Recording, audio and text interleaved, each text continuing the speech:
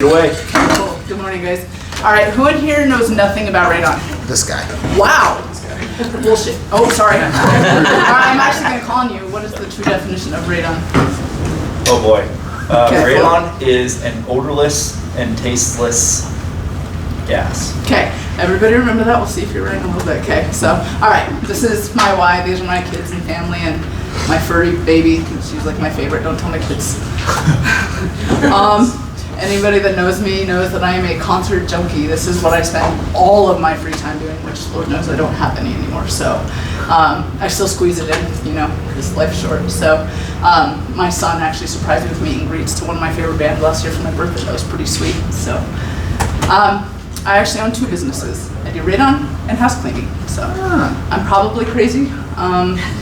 Although, after talking to Melissa and Olivia today, I think I am crazy. I think they would agree. Kind of all over the place. So, all right.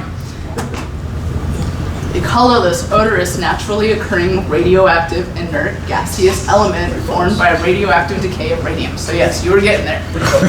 Yeah.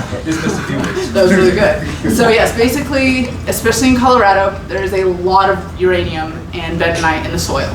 So as these decay, it releases the radium that turns into radon. Basically, what it is radon turns into particles that stick to the tissues in your lung that eventually lead to lung cancer. Now, radon is the #2 contributor to lung cancer in this country, right behind cigarette smoking. The thing is, it's not like carbon monoxide though. It's not like it's gonna affect you right away. It's a continuous thing long term. So it can take years and years and years for symptoms to show up. I know that I've talked about that a couple times where we've had people be diagnosed with lung cancer. They've never smoked a day in their life and they end up with cancer. So it is very serious. It can almost always be reduced. It can't go to 0 though. That's a big misconception. But it really should be taken seriously. So this gives you just kind of an idea. We won't spend a whole lot of time on this one. So there's no safe level as we've talked about, but the acceptable level is 4 or under in this country. So that gives you an idea. So you say you mitigate your radon, you end up at a 2, you're still being exposed to the same amount of 4 cigarettes per day, even if you don't smoke. So if you smoke a pack a day, you're basically amplifying that by a lot. Same thing with the radiation exposure. So you're at a 2, which is considered the acceptable level. You're still exposing yourself or anybody in your house to 50 x-rays a year. I don't know anybody that does 50 x-rays a year, even if they're terminally ill. So definitely important to keep an eye on it. A big contributor to radon in homes is crawl spaces, because that's where a lot of it comes from, is the soil, or that's where all of it comes from. So with radon, actually this just changed a couple of years ago where they actually require it to be sealed with mitigation now. It's really important to do that. A lot of people also think that vapor barriers will do the trick by themselves. That is definitely not the case. You have to put suction under it, and that's basically how a system works with the crawl spaces. You put pipe under it and connect it to the fan, so we'll get to that. This is what a radon system looks like. A lot of people also don't know this. I'm sending around a fan and a manometer. So the manometer is the thing you see on the right that measures the pressure differential, because basically when you're mitigating radon, you depressurize the basement or the crawl space. A lot of homes with sump pits, you can mitigate straight out of that. Makes it really efficient to do. Otherwise, you put it in the concrete. This is like a subfloor, same concept. And then the fan and then the exhaust. If you ever see a radon system that's not exhausted to the roof, that is completely incorrect and could be pretty dangerous. So you'll also notice that in the manometer that I sent around, there's a booklet that will tell you all the details you need to know about the radon system, which is cool because it'll tell you when it's installed, and any reputable company should be doing that. You also notice the stickers. They're very well marked so that you should be able to see that you have a radon system. Radon isn't too expensive. It's actually one of the least expensive home improvements you can make that does help with the value of the house even when you sell it. Just a breakdown, you know, it's pretty affordable. Starts at like $1,300 and goes up from there. We are one of the few companies that will repair or service systems. Most companies avoid that like the plague for whatever reason. We don't care. We just want everybody safe.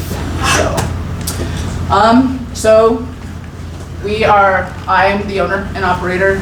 There's less than 10 women in the state that are certified in radon mitigation. It's a male-dominated industry, so it's pretty cool. I'm the only woman-owned company in the state. And our core values really are integrity.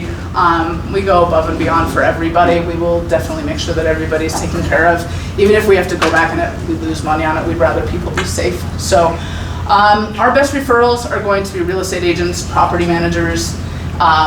Again, anyone you know who's going to be finishing a basement or remodeling, that's a perfect time for them to test for radon. And then any family members who aren't aware of the radon risks. Because again, even if you have mitigated the home, it's really, really important to test every 2 years. Because those radon systems don't last forever. The efficiency can be compromised for whatever reason. So, and that's it. Any questions? The system should be looked at every 2. How often should you test your soil? Well, you don't test the soil, you test the air. No, the air, okay. No, you're okay. So you want to test the lowest level in the home every 2 years, no matter what. Every 2 You can buy a test kit at Lowe's or Home Depot, or you can hire a company like me to come test it. Just depends on how easy you want it. The test kits you have to mail off. It's kind of a pain in the ass. Yeah. But you want to do that regardless, because there's plenty of instances where we install a system, the levels are great, and then 2 years later it just doesn't pass. Sean will attest to that. He probably runs into that a lot. Yeah. So it's really important because there are modifications you can make to it, many different options that you can do to reduce the radon again if it does go elevated. Okay. David? How effective or accurate are the manometers after a period of time? Those don't lose efficiency. What will lose efficiency is the system itself. So like in the one that goes into the concrete, like if the foundation settles a little bit, the silicone seal can be compromised and that will change the pressure, but the efficiency of the manometer, unless a kid plays with it or it dries out, which is really rare, that's the only way you'd ever need to replace that. Aaron? So I was in a condo recently that they had just purchased, and it was on grade on slab, and they said in the home inspection process that they detected radon and had that mitigated. Is that like, I always thought it was like if you had a basement or crawl space, is that common? It is, yeah. There's a lot of houses like, let's say Hoffman Heights and Aurora, those are all slab on grade 1950s ranches. They don't have crawl spaces, they don't have basements. Those commonly test high for radon. It can be any structure that has enclosed, and the tighter it's buttoned up, so like, let's say one of those has brand new siding, brand new windows, brand new everything, the chances of the radon being higher is more. Gotcha.